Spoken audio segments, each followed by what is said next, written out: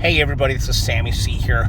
I am going to kind of try to recreate the date or the events that led to Richard Halliday crossing into Mexico and self-reporting and being asked customs agents to bring him back because he did not want to enter Mexico with a weapon. So here I am.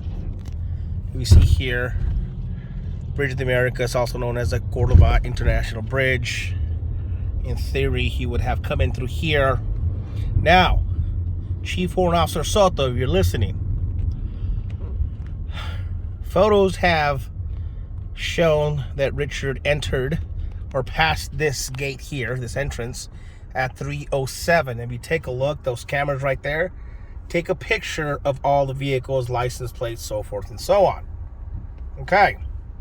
Now, Chief Warrant Officer Soto says that 19 minutes later, pictures of Richard's vehicle coming back were taken on that side. Okay? Entering the U.S. Now, 19 minutes. All right?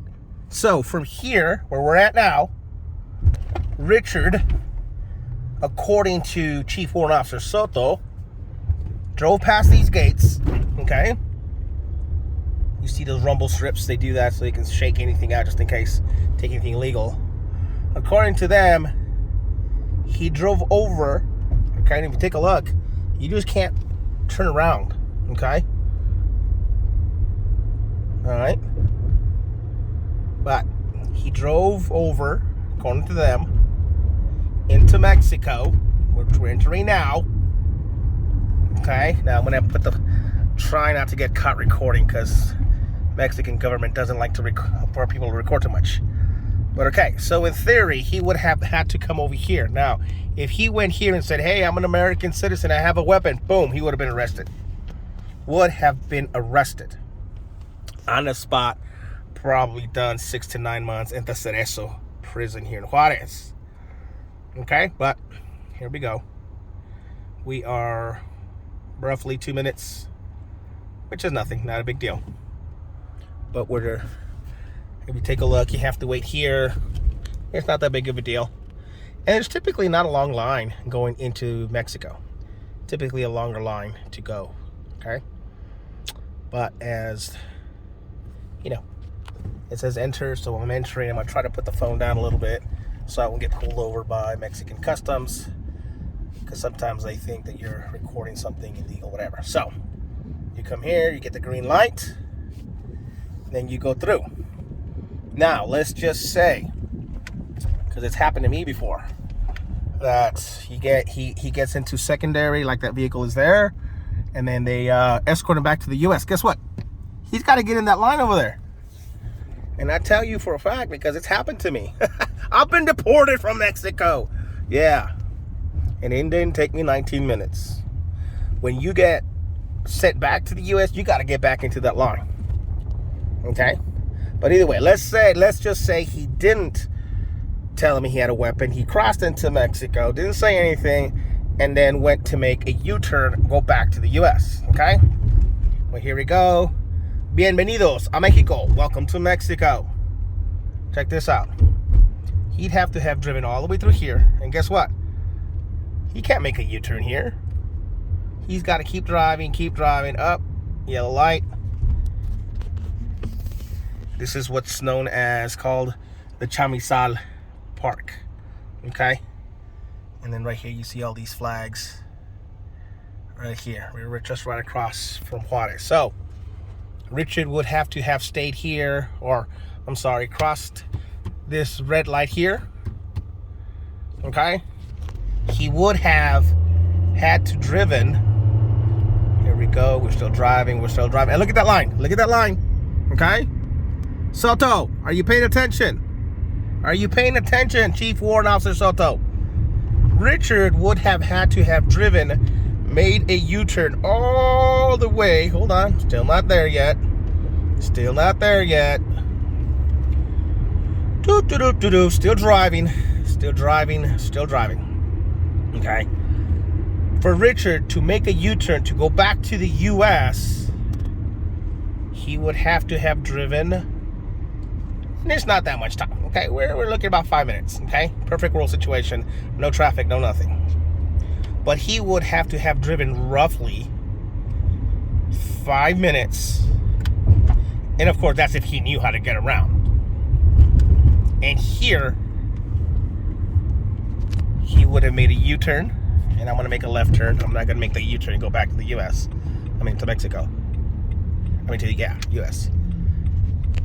Here, he would have to have made a U-turn and then head back to the U.S., wait in line, and then, of course, the license plates, the picture of the license plates are taken once you're right at the inspection station. There is no way Richard could have made that trip in 19 minutes.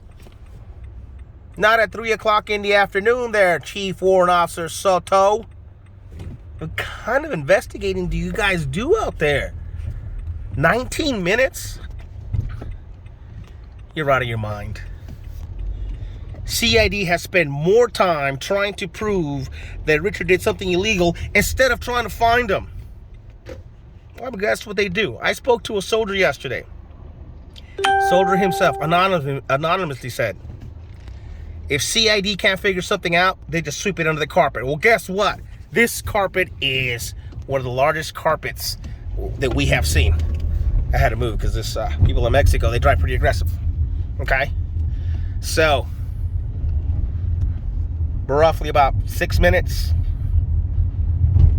Let's just call it 5 minutes. 5 minutes back, that's 10 minutes. There is no way he would have got to the inspection station in 9 minutes. Especially when he had a weapon. But here's the thing. I have spoken to customs agents. Customs agents, they were there that day. There, Chief Warrant Officer Soto. They walked me through the scenario. They said 3 soldiers in 2020, 3 soldiers were caught at the bridge. 1 was caught, no weapons. 2 others had weapons. What's the difference? 1 soldier was caught with a weapon in his vehicle. The second self-reported. What? Yes, you heard that right. The second soldier was calling and saying, I'm a U.S. citizen. I am a soldier. I made a wrong turn. I'm here at the top of the bridge. I am not going to enter Mexico. They told him, just go into Mexico, make a U-turn. He said, no, you're going to have to come get me. The agent said they went up to the top of the bridge and they got him and brought him back down. Now, standard operating procedures. When anytime they catch anybody at the bridge, first, if they have a weapon, they secure the weapon. Second, they impound the car. And third, they turn over the person to the proper authorities. Since Richard was a soldier, they called for Bliss and they turned him over. They allow the authorities to do whatever they need to do. They don't put any charges on him. Richard didn't do anything illegal.